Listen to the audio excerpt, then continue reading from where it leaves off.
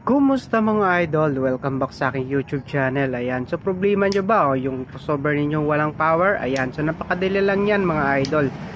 Ayan, so kung yung crossover ninyo ay walang power, so check niyo una-una yung transformer syempre.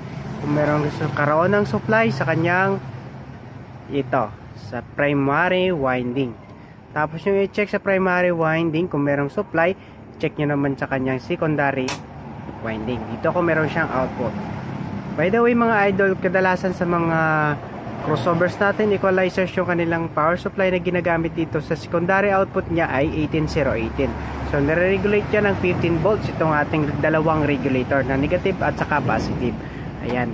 Okay, so pag nahanap na ninyo mga idol, no, kung wala talagang output yung kanyang secondary output na kanyang transformer, syempre maghanap na kayo ng ipapalit ninyo na transformer. Ayan, so meron na tayo ditong pamalit kaagad mga idol. Ayan, so susubukan natin itong palitan para ma-check natin kung meron ng power yung ating crossover. So ayan po mga idol, kailangan na nating tanggalin yung sirang transformer, tsaka papalitan na natin yan ng bagong transformer. Ingat-ingat lang po kayo mga idol sa pagtanggal ng transformer, tsaka sa paggamit ng cutter plier, baka masugatan kayo.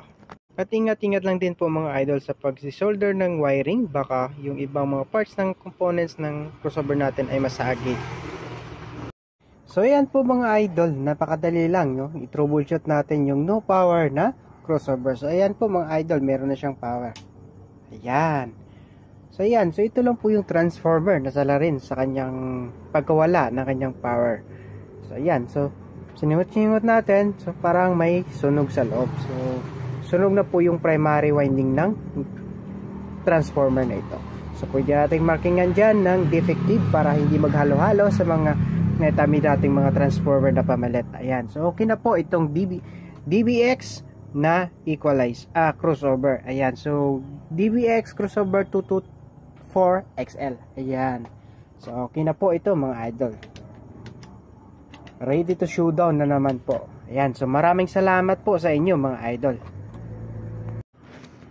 Sandali lang po mga idol, habang tinitesting ko itong ating bagong palit na transformer ay napansin ko na umiinit siya habang tumatagal na naka-power on. So kailangan nating hanapin yung mga salarin dito kung alin po yung nagkakaroon ng short sa transformer natin. At kung saan yung dahilan kung bakit nasusunog yung original na transformer ng crossover na ito mga idol. So ayan po mga idol, dahil na-confirm naman natin na good yung transformer na pinalit natin. So ayan, binalik ko na yung kanyang mga nut.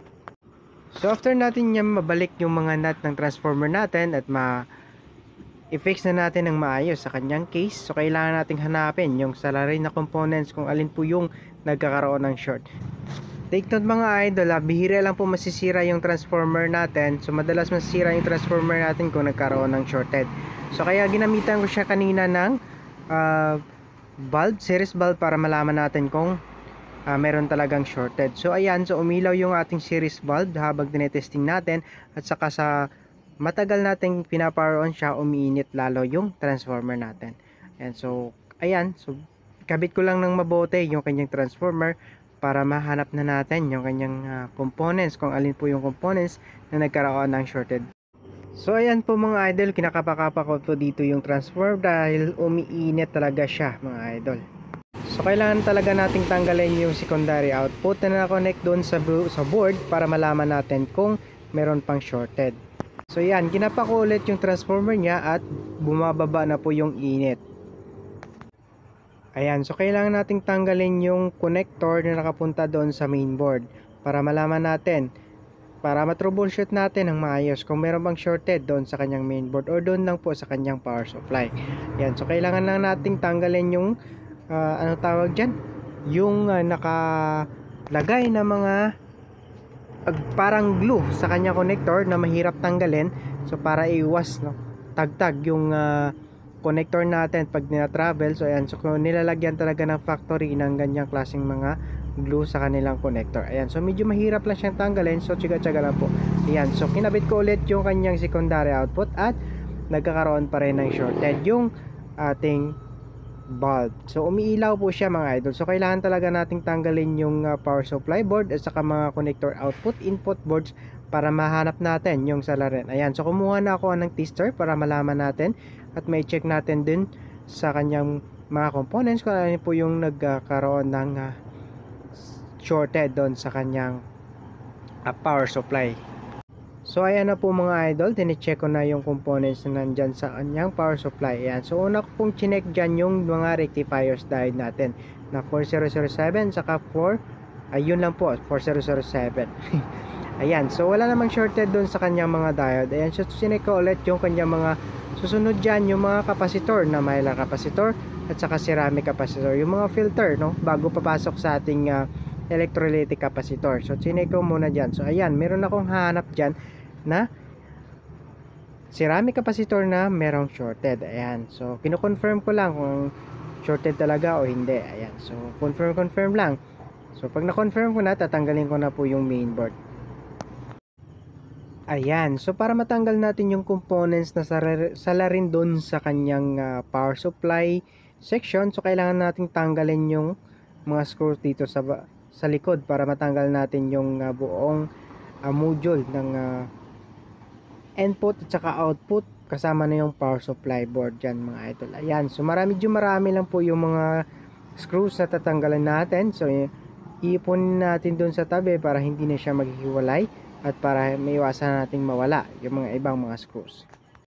At natapos din nating tanggalin yung mga screws. Ayan, so tatanggalin din natin yung mainboard dyan. Ayan, so kukunin lang natin yung kanyang ground para mahinang natin ng maayos yung kailangan nating ihinang na components. Ayan, pagkatapos kong tanggalin yung kanyang ground na cord, so tinanggal ko yung 104 na ceramic capacitor. So tinester natin. Ayan, so tinester ko muna kung meron pang shorted. Ayan, so tinetester ko pa yung electrolytic capacitor dyan na filter. Ayan, so hinahanap-hanap natin kung meron pang shorted. Ayan, so to confirm natin kung meron pa siyang nagkakaroon ng short. So kailangan nating tanggalin yung isang electrolytic caps. So to confirm kung meron pa siyang shorted. Ayan, so solder muna natin para mas madali nating tanggalin. Ayan, so natanggal ko na yung electrolytic caps sa kanyang filter supply. Ayan, so chinek ko pa sa kabilang side kung meron pang shorted. Ayan, so para kung wala namang shorted, ayan, tinester ko yung electrolytic caps na pinull out natin. Ayan, so to confirm kung shorted ba talaga o hindi. Ayan, so parang hindi naman siya shorted. Ayan, so tinetester natin.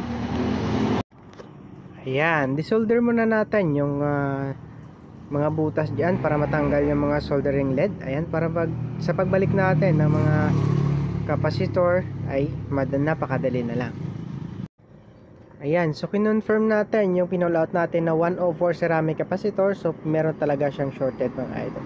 Ayan, so binalik ko na muna yung electrolytic caps na 35 volts 100 microfarad. Ayan, so solder muna natin.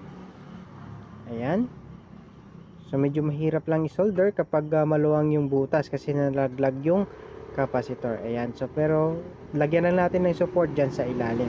Ayan, okay, so nakabit ko na yung electrolytic capacitor at saka yung 104 na ceramic. Pinalitan natin dyan mga idol ng 104 mylar kasi wala akong ceramic na available. Ayan, so the same lang naman sila ng value. Ayan, so sinaksak natin ulit at tinesting. Ayan, so power natin to observe kung umiinit pa po yung kanyang transformer. So ayan, so yung bulb natin dyan hindi na siya umiilaw. Hindi ko lang naipakita sa inyo kasi wala tayong videographer.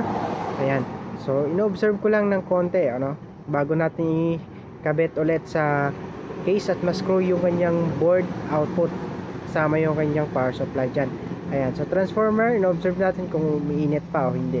So sa ngayon hindi na po umiinit yung kanyang transformer mga idol. Ayan, so kinonfirm ko pa talaga yung pinull out natin na ceramic capacitor na 104. Ayan, so kumuha ko ng LCR tester natin to confirm kung sira ba talaga o hindi. Ayan, so tinesting natin. Ay, wala parang battery. Ayan.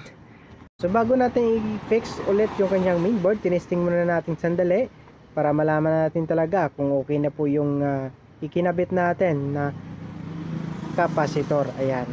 So wala na siyang shorted. So pwede na nating ibalik sa kanyang case para ma-observe natin o mapagana natin ng matagal para malaman natin kung goods na po yung refer natin mga idol.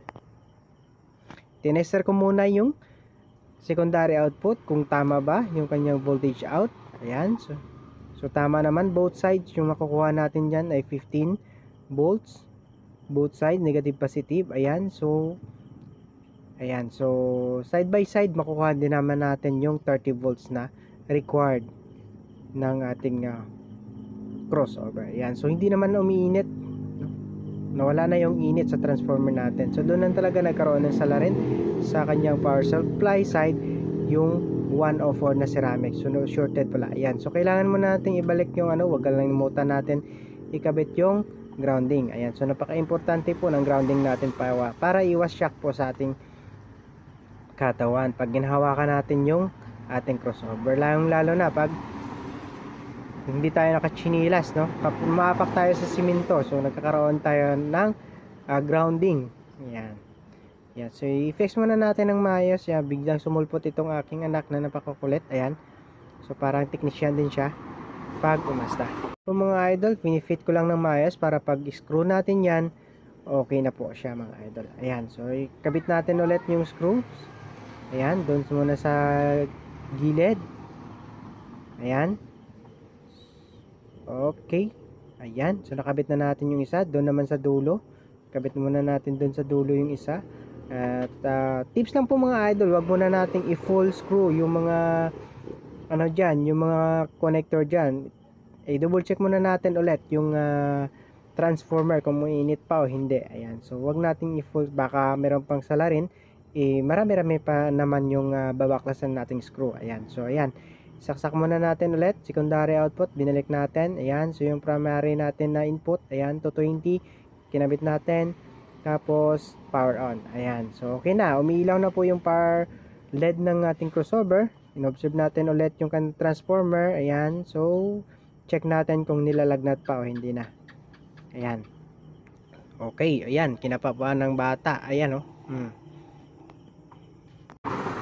Okay, so normal na po yung init ng transformer natin. Hindi na siya umiinit mga idol. Nag-cool down na siya. So binalik na natin lahat ng mga screws sa kanyang connector, sa output at saka sa input.